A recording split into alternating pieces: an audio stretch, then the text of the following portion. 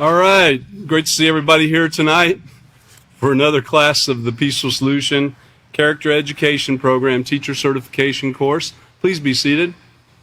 And thanks to all of you that are out there that are attending class out there on the internet, on your computer and so forth. Hopefully you've been watching and being part of this ever since we started this next unit, which is Building Moral Excellence. On the overhead there, kind of hard to see right there, but Peaceful Solution, Building Moral Excellence. This is a culmination of everything that you've learned so far, not only from the kindergarten books, which we haven't really gone over those in here, but from kindergarten, 3rd grade, 5th grade, on up, junior high, or intermediate as we call it, because those are the most used books, I believe, at this time. And it really is great for all ages and for adults too. It goes very in depth with each part of the Peaceful Solution, from character through responsibility. And so in this book, this is what we initially started out and called it the high school unit, if you will, the advanced unit. And then we have one more past this, which is the workplace manual, which we'll be getting to eventually also. So we are actually going to be starting on page 8 after we go back and review the procedure that we're on. So as a teacher of the Peaceful Solution, you do want to follow the guide. We have a guide here in the at the very front of the chapter.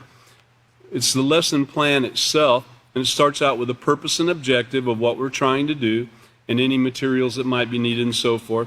And then it starts out with procedures. You don't go to the back of the chapter on the part you like the best maybe and start there. You want to start out in an organized manner. And so this guides us through that. It's real easy to follow as long as you it has answers in there, that suggested answers that we might hear from students and so forth in that type of setting. And it's not that you're going to hear that exact thing, but it's just some suggestions of what you might hear and what you could explain. But anyway, the lesson plan. On lesson plan 1, page J, at the top of the page, it's procedure number 2 is what we're on. Now, Catan went through this a bit, but it starts out and says, tell students that in today's lesson you'll focus on how character and personality are developed. 2 different things, character and personality, and the fundamental differences between those 2 things. Have the class turn to the sections entitled Introduction, What's the Difference, on pages 5 through 11 in the handbooks, which we're still in that general vicinity. That says to call on students to read the text and then test class comprehension, which in a little tighter-knit situation instead of an auditorium-type situation like we have, in a classroom situation, you'd be able to do that quite easily.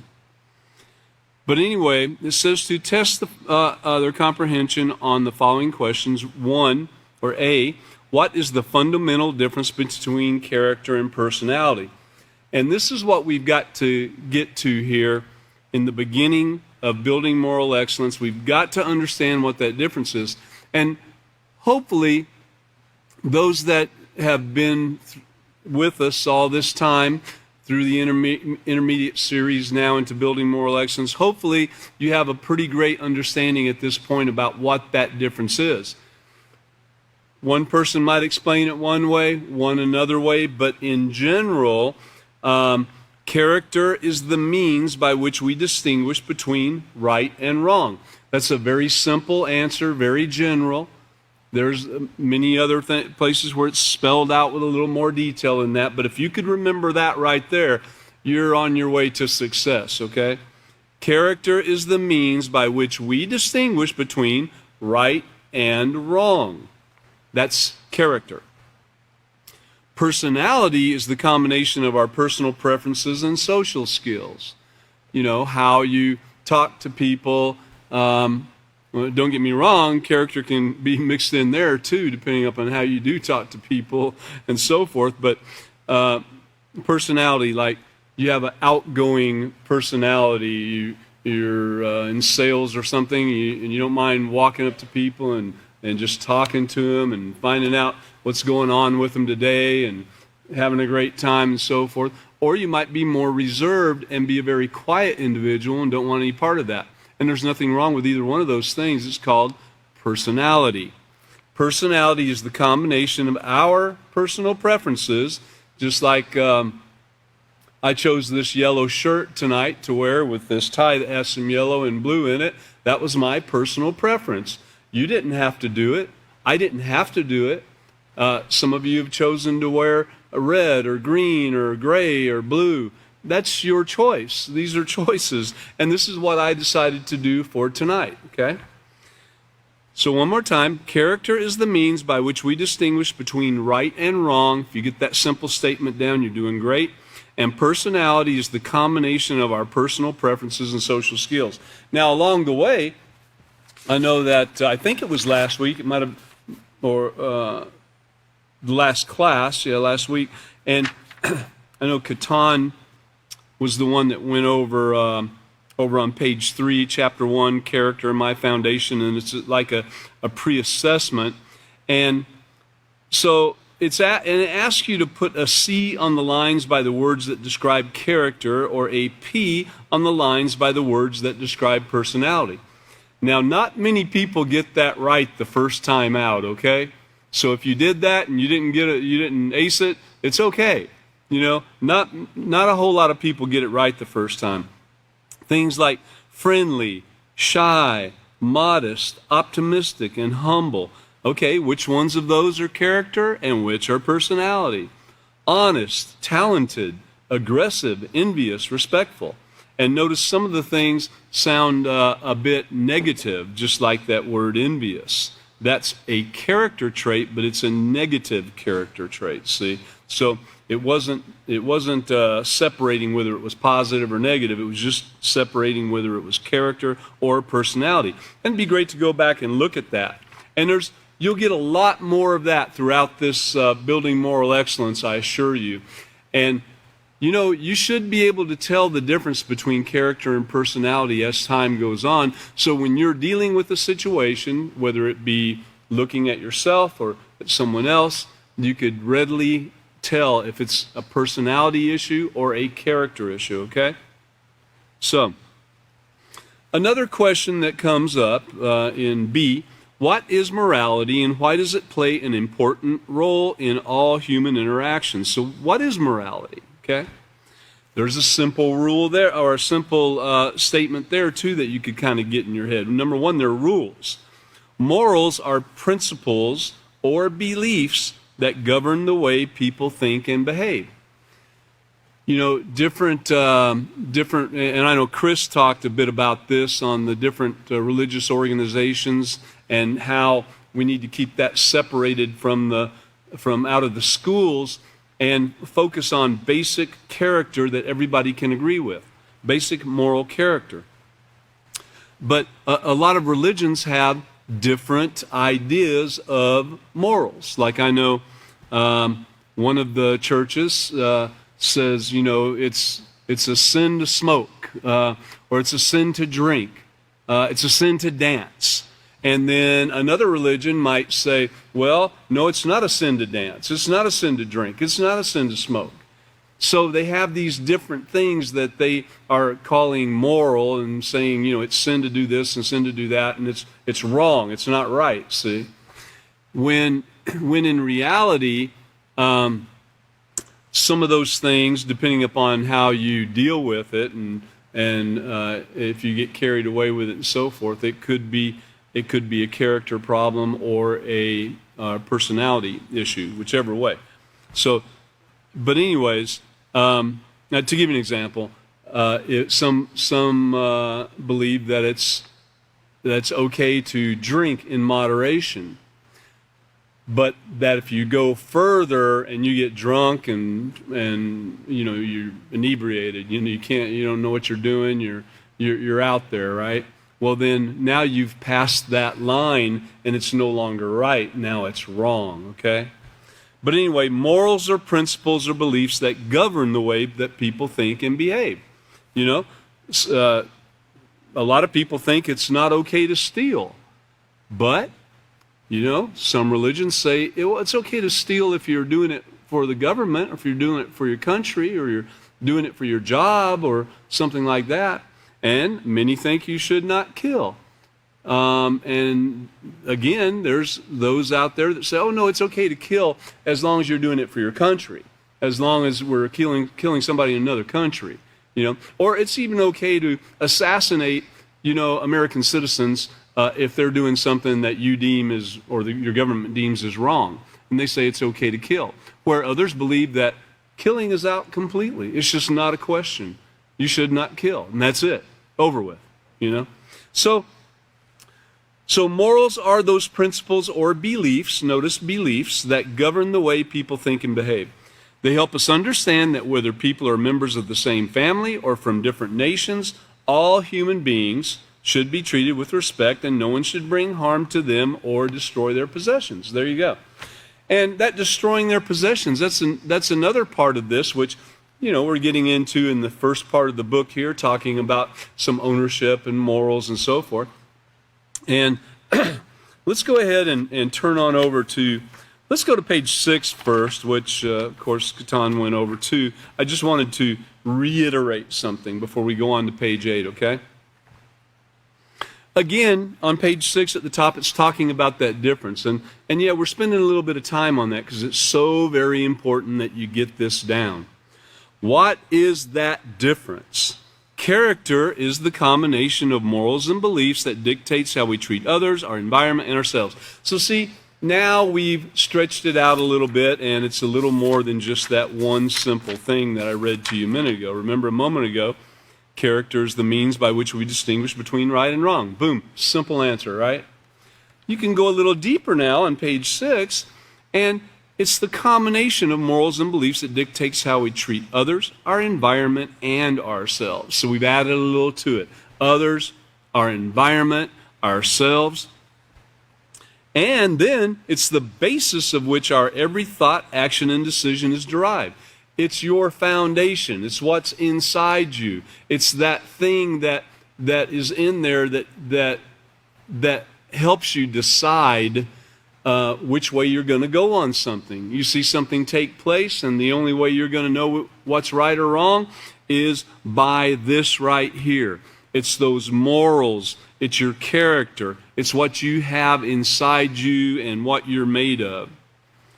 Personality, on the other hand, is the combination of your personal preferences, attitude, likes, dislikes, social skills, and so forth, okay? So go back and read those things. Get it in your head over and over again if you have to. And then the importance of morals to character. And it says one of the key factors that separates and distinguishes character from personality is called moral principles. And if you continue on, it says moral principles clearly separate what's right from wrong, and they are the foundation of your character. And then I'll read this last thing, and we'll go on to the next page. But morality can be divided into 3 basic categories. If you remember this, you'll never go wrong. It's very simple. Behavior and attitude towards all life. Behavior and attitude towards possessions and property. So life. So possessions and property. You know, here's one of my possessions right here, you know, possessions and property.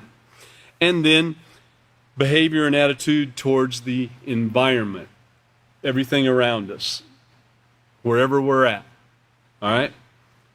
Life, possessions and property, and environment. And that's our behavior and our beliefs towards that. Okay. All right, let's go on over to page 8. So Catan left off at the second paragraph, or beginning of the second paragraph, on page 8.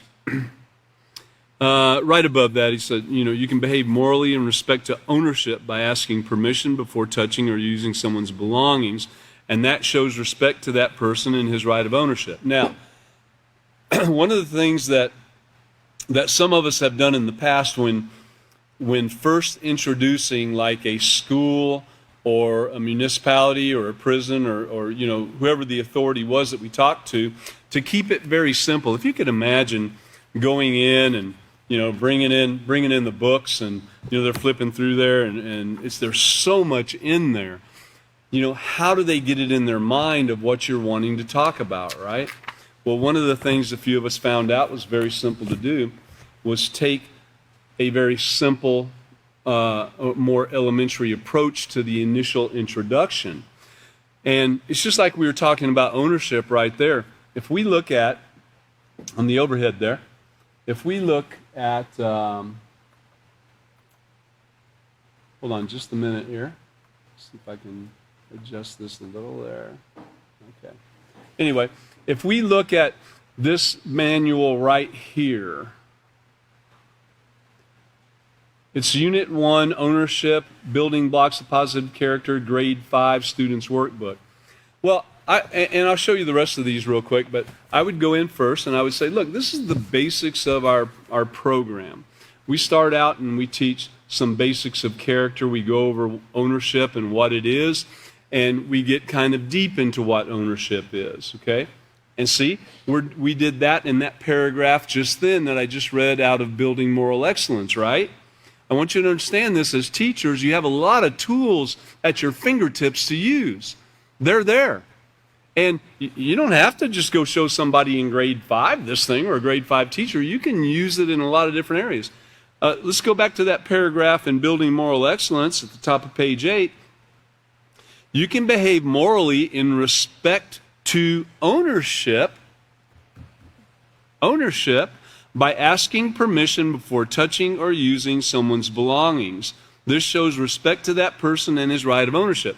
Well, most people really don't understand ownership and what it is, and so I just point that out and give them a little bit of an overview and then move on to the next one. And I say, we have another unit here. It's called respect that we'll get into after covering ownership completely. And we talk about respect to, others, respect for themselves, for the students themselves, and for the environment and other people's possessions and so forth, like we just read in the Building Moral Excellence also, okay? Then we go on to Unit 3, which is the importance of asking. Now, see how this is, I'm going to do this up here on camera. See how it puts a picture in people's minds? Boom, ownership, number 1. You see that, right? Bright color, ownership, number 1. Boom. Number 2, respect, right there. It's just in your face, bold, right? 3, asking. All right? And it's got their attention when you're talking to people. It really does. They're sitting there looking at it. It's something they can deal with, bright colored. They can see the words and everything. Unit 4, self-control. So now we get to the part that everybody wants. They all want their students and themselves to be taught self-control. But you can't get there without here, okay? You got to have it. And then we finish up with a culmination of the whole thing in, what it means, hey, not to steal. Because we explain to them that, most people agree that we shouldn't steal, okay?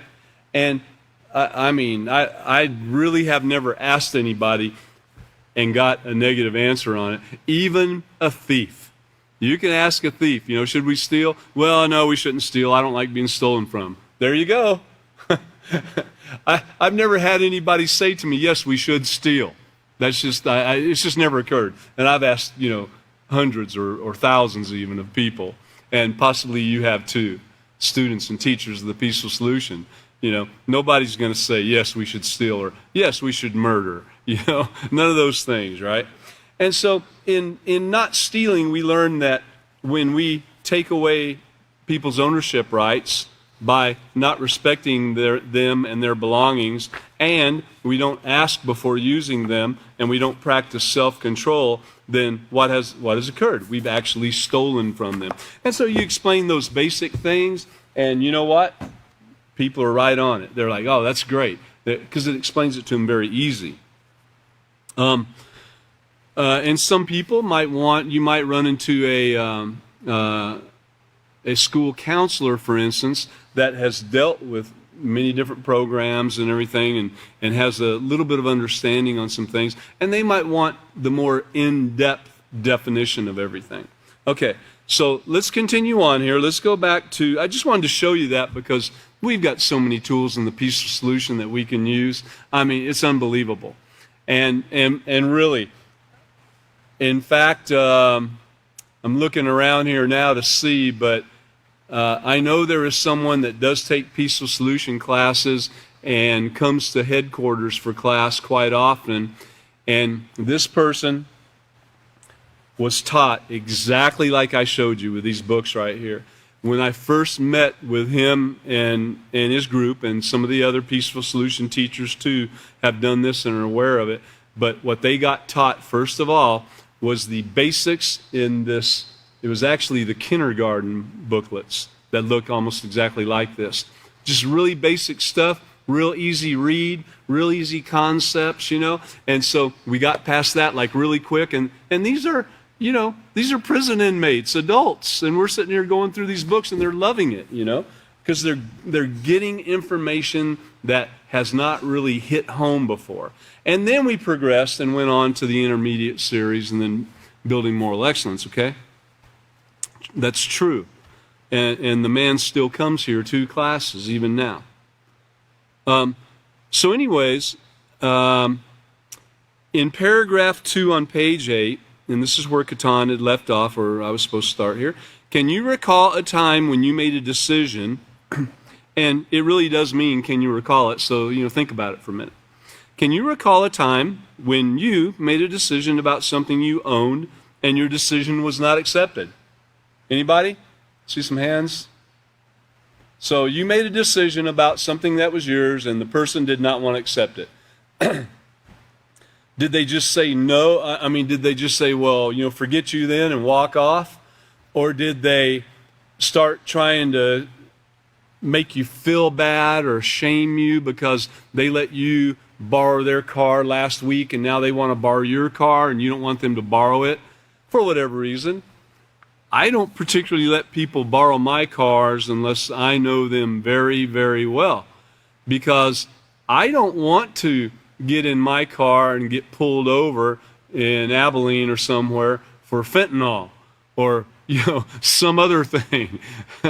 You know, that's a big deal right now. I saw it on the news. They're really pushing on that, and they're pulling cars over left and right, checking on that, especially if the licenses match up with something. But I don't want to get pulled over for the simplest little thing and then be found to have some drug residue in my car. I don't want to be pulled over and find that my car was used in some type of criminal activity. I don't want to get a phone call telling me that, well, my car has been wrecked and, you know, the driver was doing something they shouldn't have been doing or whatever. You see what I'm talking about here? And that's just one thing. That's a car. Someone wants to borrow my pocket knife. What if I don't know if they're a really responsible person? And I'm like, you know, I really don't want to do that. And let's find another way. And anyway, just examples. You know, there's so many examples. Or they want to borrow $20 or something, you know. I'd kind of like to know what they were going to do with it. If I let someone borrow $20, I don't want to be a party to them going out and buying, you know, a pint of PGA and sucking it down, you know, and getting alcohol poisoning or something, or going and buying a carton of cigarettes and smoking it up, you know, and or whatever else, you name it. I don't know, you know. I don't want to be a party to any of that stuff, so I'm very particular on that too. So, you know, you think about saying no. No is okay.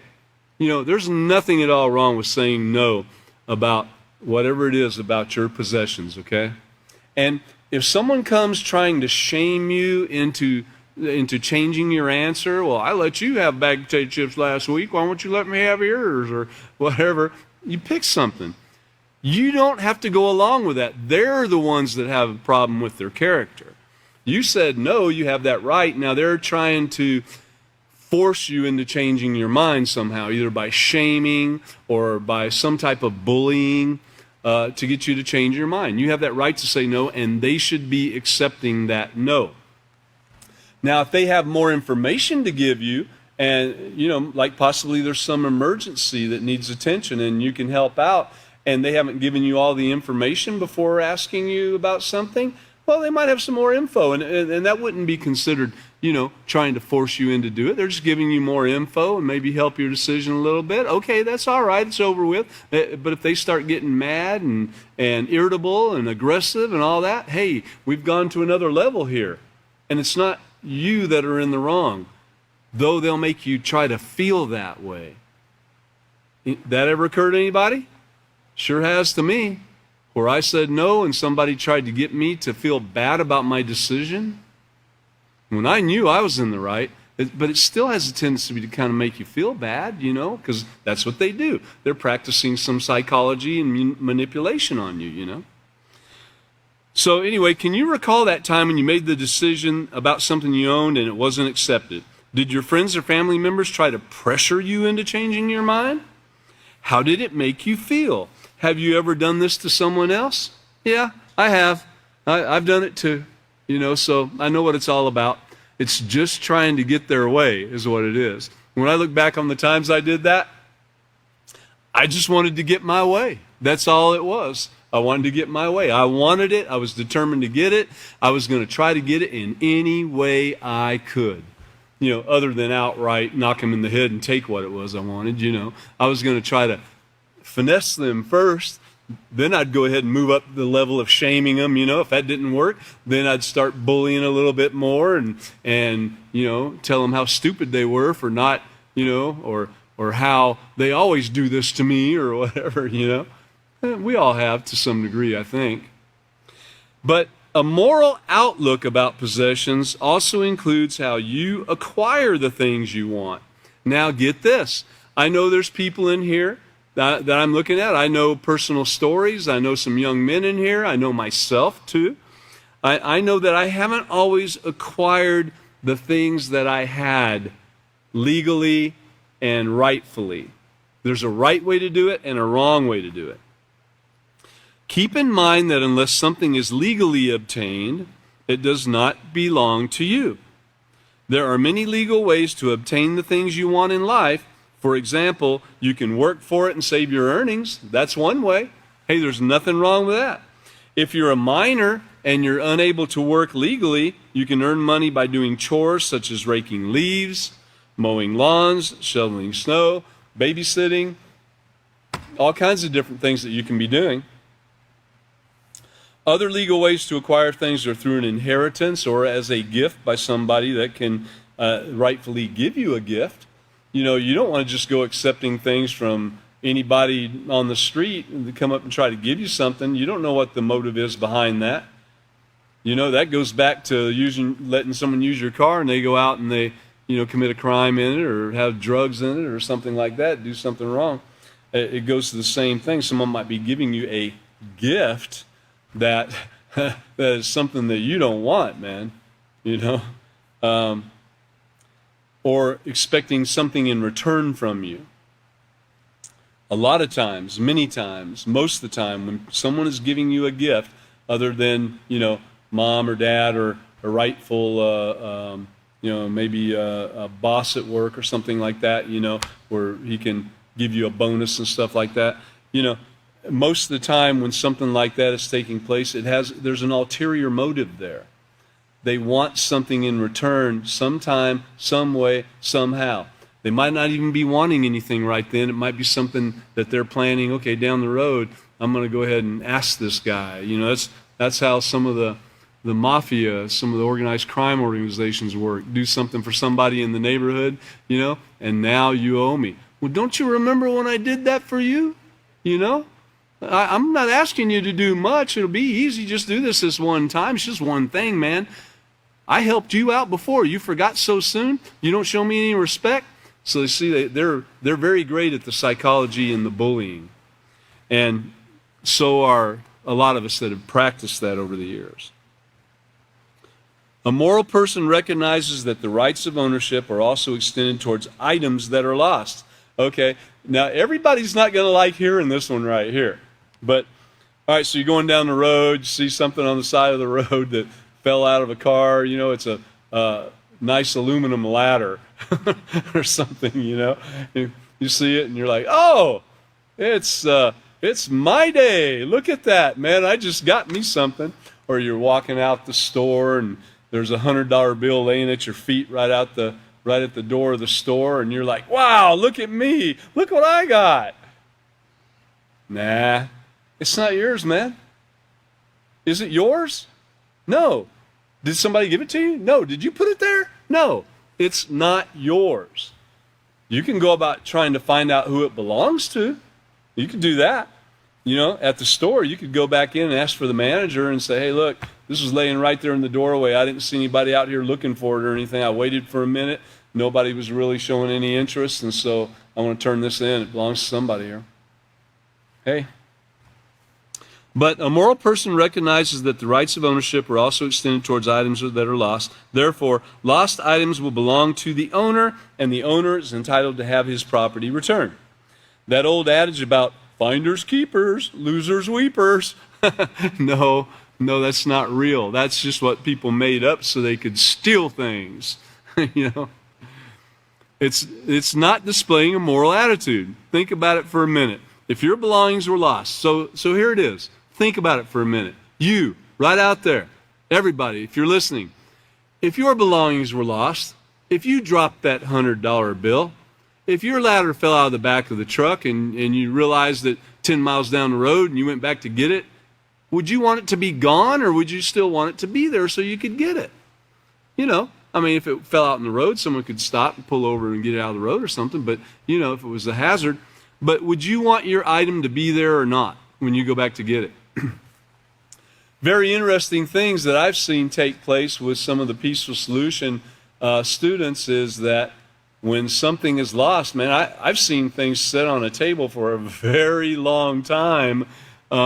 Nobody would even touch it because it wasn't theirs. And then somebody that deals with lost and found items would come along and get it and put it on the lost and found table, or you know, turn it into the proper authority and so forth, which you can always do.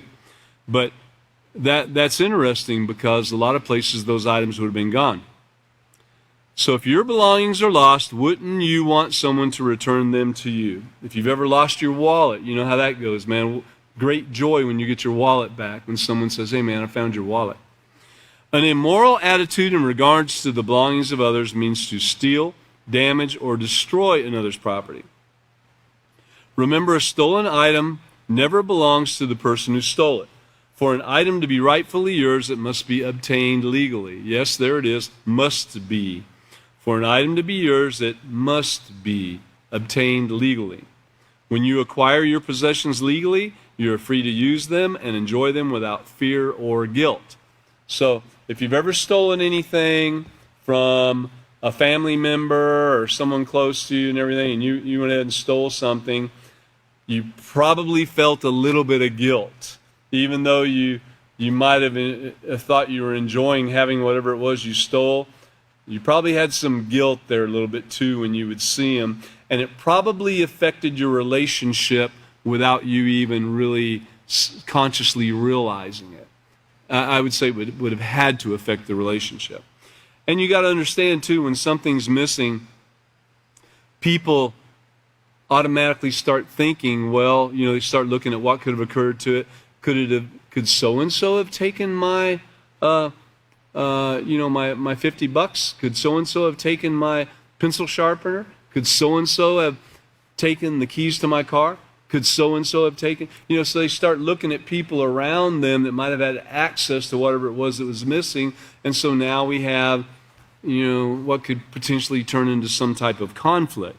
And in the Peaceful Solution, one of the things we try to do is keep the conflicts at a minimum. It doesn't mean we're not going to have differences of opinion.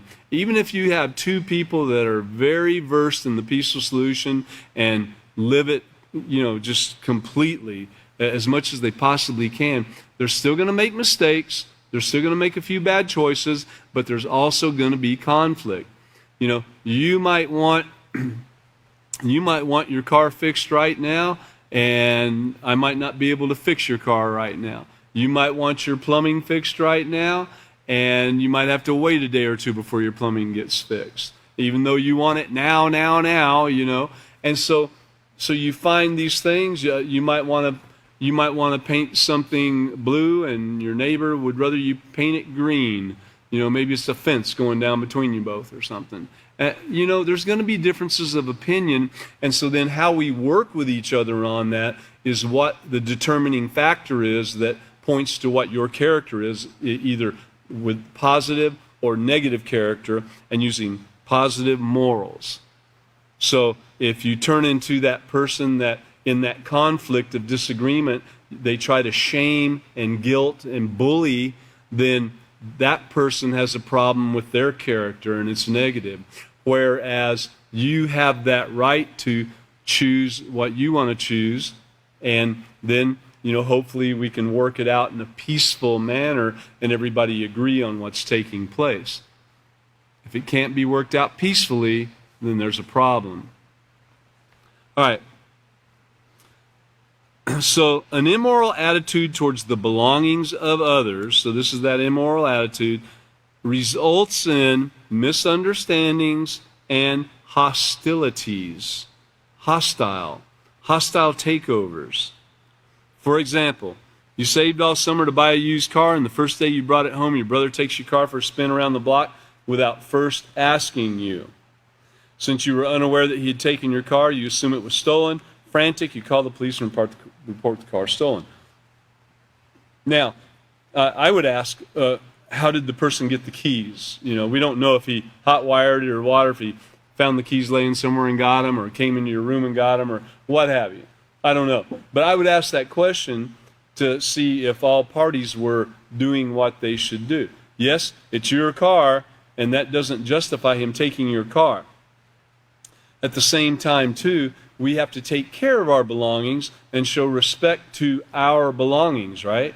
And one of the ways to show respect to those belongings is to not park it out here in the middle of the street with the keys in it waiting for someone to take it.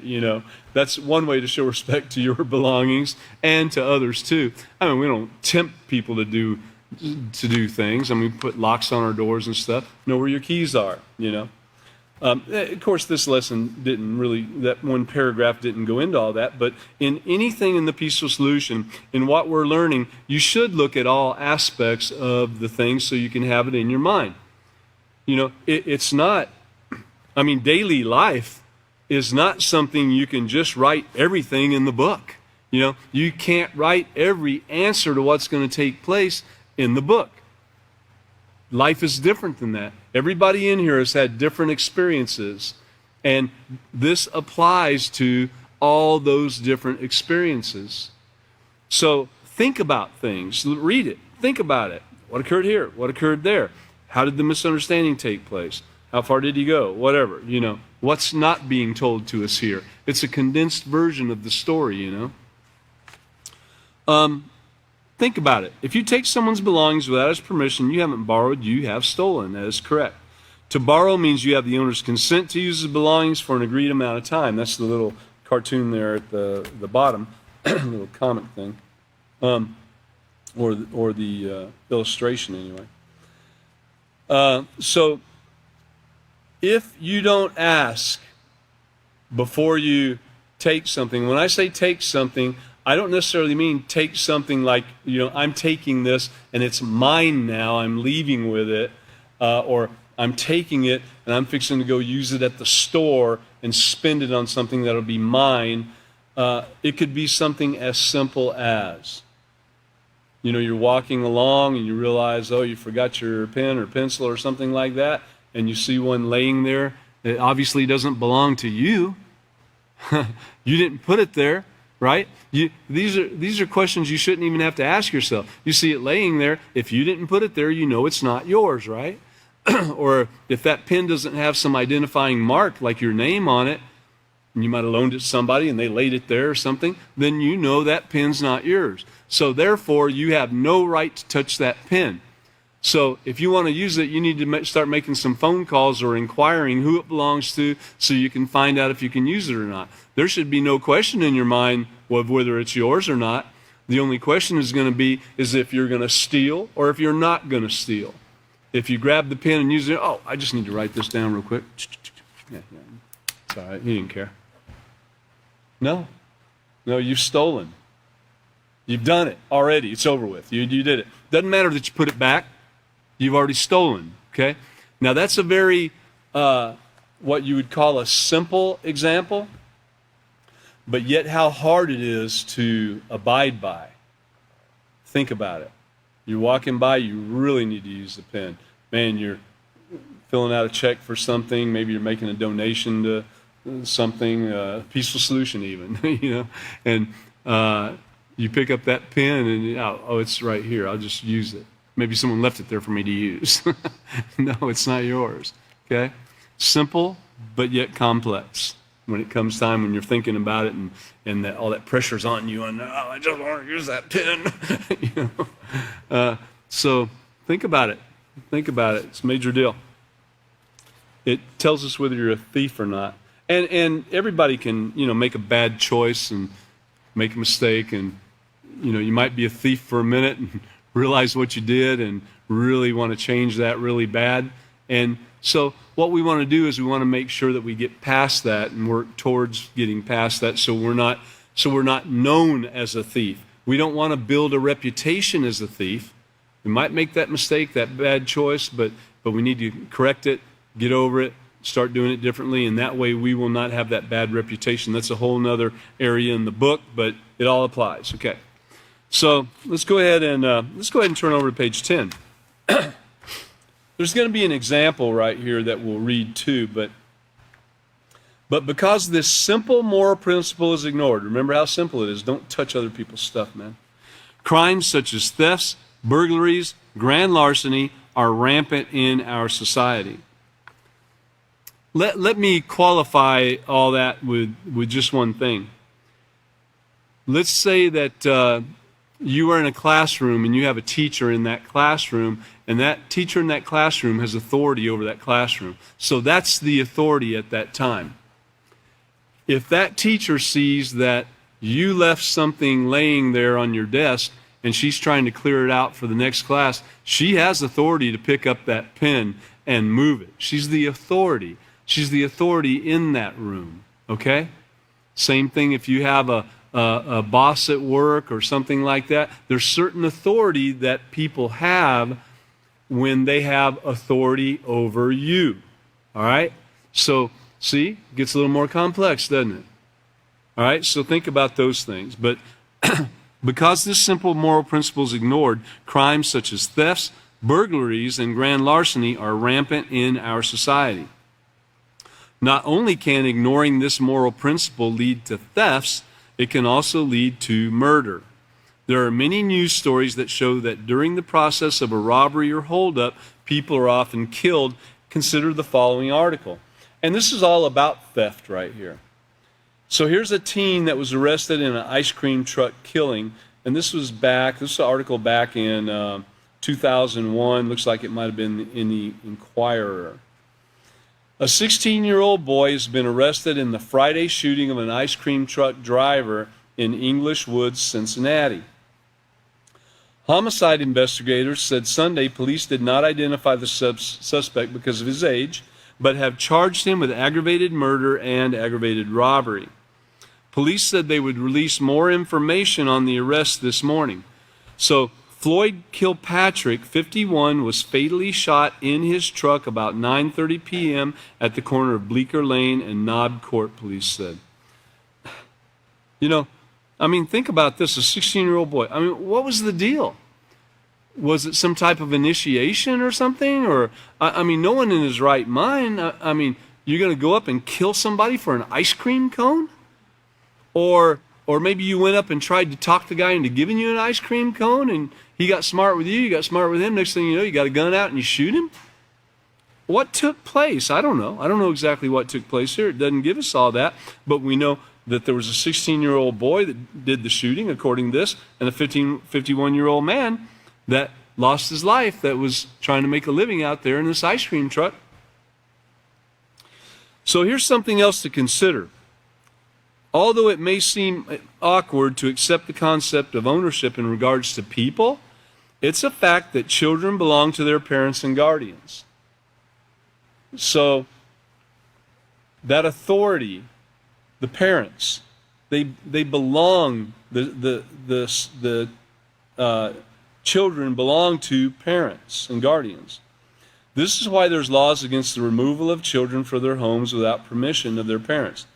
Now, it's funny, we've talked about this in schools before, and you could see the look of, oh, I can't believe they said that. We don't own the children. They have their own rights and their own. I've seen this look on teachers' face. We've heard the comments come from people's mouths.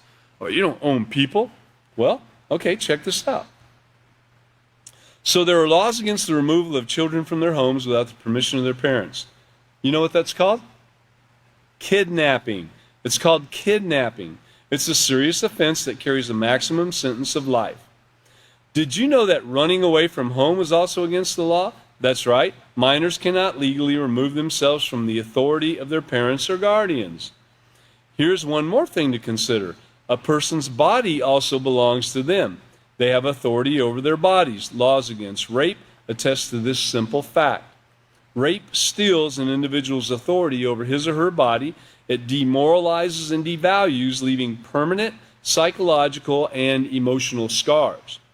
So, looking back over that, the concept of ownership regarding to people, there's a fact that children belong to their parents and guardians. In fact, when you kidnap a child, you have stolen them from their parents. You stole them. You took them without authority. They're not your property. When children make decisions to do certain things with other children or secretly with adults, certain conduct, a great deal of harm takes place, including unwanted pregnancies, sexually transmitted diseases, and horrible memories that can cause mental illness. Now, one of the things I'd like to say about this with the children that are around in our community here, there's a lot of children, and some of them are Peaceful Solution students, some are Peaceful Solution teachers, and then there's adults around too. Well, we in the Peaceful Solution, which guard our property, and we guard, to try to not trespass and take things from others, steal things from others. We don't mean to be stealing, but sometimes we trespass and accidentally do, by not really giving it great thought beforehand. So one of the things that we do here is we guard, our families. We guard them. We really don't allow our children to talk to strangers. We don't look for strangers to be coming up to our house and coming to the door and wanting to use our phone or what have you. We're not looking for all that, We want to know what's going on. Once we know somebody, and if we want to give the child permission to talk to someone else, we can, and that occurs. But we guard our children. We guard our families. We guard our wives. We guard our lives. We guard our property. We show respect to others and their property, and we show respect to our own property, and we practice the laws, those basic laws of ownership that many people have not learned yet. And really, it's an ongoing thing. Throughout our life, we'll see different areas where ownership applies that we might not have thought of in the past, So we learn these concepts, we make them part of our lives, we use them in our everyday life and in our current situation, and then we have them to build upon in the future. All right, so again, when children make these decisions to do things with adults and even other children, there's a lot of things that can take place, and then they've stolen too. They've stolen from others. Keep in mind that character is based on morality. Having moral principles will ensure that you can make positive decisions that will show respect to others and yourself. And remember, when you have these positive moral principles instilled within you, you have them inside you. They're part of you. You've grown with them as you found out about them. Now, we didn't all grow up with great moral principles inside us all the time, right? But we've learned with the Peaceful Solution, we've learned how to change. Remember, the Peaceful Solution changes the hearts and minds. It's on the front cover of our books with the logo. It always says, you can't read it there too well, but to change the hearts and minds is what it says. And so that's what it does. It changes the heart and mind so that when that situation arises, I'm going to use a simple example. When that situation arises and you see that pen laying on the table that you know doesn't belong to you and you don't have permission to use it, no matter how bad you think you need to, no matter how bad you want to, that it's like almost automatic to where, since you have that great moral character built within you, you just pass it up. It doesn't belong to you. You really don't even have to sit there and fret. You see it, you know you need a pen. It'd be great if I could use that pen. Look around. Does anyone, see if the owner's around? Okay, don't see nobody. Okay, I'm walking on, right? You just keep on walking and go on to the next thing or find somebody you can borrow a pen from. That simple. You don't have to really fight with it so much. It's not that much of a thing where it just wears you down. But there might be other things in our lives that do affect us like that, to where we see something or we want to do something or be part of something, and we're like, we want to do it, and we don't understand when we're told no. But don't you understand? I need to use that item. Or we get upset because we haven't learned to practice self-control. We haven't learned to respect others' belongings and their rights of ownership, and so forth. So that's when it becomes this big test and this big thing that just seems to wear us down. And even if we are learning the benefits of having that great positive moral character, we're going to have those things pop up every now and then that we're like, I really want to do that. But if we buckle down and make the right decision and use that self-control and put all this stuff to work, then we'll be moving ahead, and it won't be so hard the next time. Step by step by step by step, layer upon layer upon layer. That's how it occurs, okay? Let's go to page 11 here. Now, when we get to page 12, we'll be starting a new procedure. We'll just try to get through page 11 here. Moral principles can also be applied to the environment and how we care for it. So far we've seen that, just like the three categories, three basic categories: behavior of attitude towards life, towards possession and property, and towards the environment. So here we are now on page 11, and we're going to be talking about the environment. We need air, water, plants, and animals to survive. These and more make up our environment. When we all do our part to care for our environment by not polluting the earth or using harsh man-made chemicals that contaminate our water supply and atmosphere, we are demonstrating respect and consideration for all life, human, animal, and plant. Now, back when this book was written, there wasn't a lot of this thing going on with municipalities recycling the sewage. It had started and it was going on, but it's just like it says, when we do our part to care for it by not using these man-made chemicals and contaminate our water supply, well, when we do our part too, not to contaminate the water supply from sewage. We have intelligent people that have been to college and had all these classes and learned about they devoted their life to dealing with water and municipal water supplies. And they come up with this idea of recycling the sewage into the water. The drugs that are waste down the toilet, the drugs, the blood, the feces, the sickness, the disease, and it goes right back into our water. Come on, that's a big one right there. But so let's be responsible. Treating our planet and its resources responsibly now shows our concern for future generations. And we spent a lot of time on the last couple books in the intermediate series and the last chapter or so in responsibility. We spent a lot of time talking about how to care for the environment and how to care for others' property and so forth, and how to be, a pillar in the community instead of someone that people look down on with a bad reputation as a thief and someone that doesn't respect others. So in addition to this, we can also display a moral attitude towards animals by treating them humanely and not condoning any form of animal cruelty. Animal cruelty disregards the fact that animals have a purpose and they have a right to life. Now, just to stop for a minute there are many people that believe that the eating of meat is animal cruelty. So you're going to have different opinions coming from people sometimes. Some people want to be vegan, or some are vegetarian, which is almost vegan, or whatever degree of whatever they think, okay? I don't think it's ever been proven. I don't think they would ever be able to prove that the right animals are not meant to be eaten, that they're not meant to be there for our food supply. I'm not getting into that argument today, but I believe that there are certain animals that are for our food supply. And I believe there are plants that are out there for our food supply.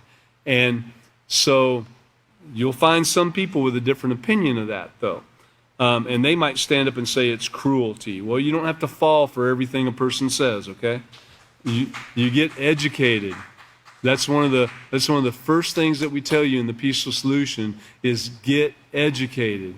Get educated with the facts, the real, true facts of a matter. So, animal cruelty disregards the fact that animals have a purpose and they have a right to life. To condone animal cruelty or abuse for sport does not regard the value of animals. Numerous studies show that many serial killers first engaged in immoral acts toward animals by torturing and dismembering them. And then it shows the barnyard picture and says, life is precious, handle with morality. And one of the things, excuse me, that I look back on, in my teenage years, I did know people. I myself never got involved in it. I thought it was, I just never had it in me to do it, but I knew people that did. You know, they would tie firecrackers to animals and then light it and give them a kick, or they would sling them over a clothesline. A couple cats, you know, tie their tails together or tie them together somehow and sling them over a clothesline. I never saw that one with my own eyes, but I've heard of people that did that, and they just laugh about it and think it's so funny. Or others that are going down the road and they see an animal and they purposely swerve to run that animal over, you know. Personally, I think that's crazy. I deal a lot with cars, and I think that would be a crazy, stupid thing to do, because when you run over an animal, you are taking a risk anyway of tearing something up under your car, and most likely you will, especially if it's a big animal. But even the smallest ones can do damage to the underneath of your car and rip wires out or hoses or whatever. So if you're one of those people that like to run over animals, hey, smarten up, you know, think about it before you do it, because you might be tearing up your own car. Then you'll be on the side of the road with animal guts all over the part that you need to fix, and you're waiting for a tow truck to come, and you're out in the middle of nowhere, and you're thinking about how stupid you are. I mean, really, you know. So, but people do that, and they do it all the time, and there's no call for it, okay? If you accidentally run over an animal because it would be a danger for you to go around it, another car's coming, you got a trailer on there, it's going to cause you to swerve, might put someone in danger, property or someone in danger, then, you know, if you hit them, it was an accident.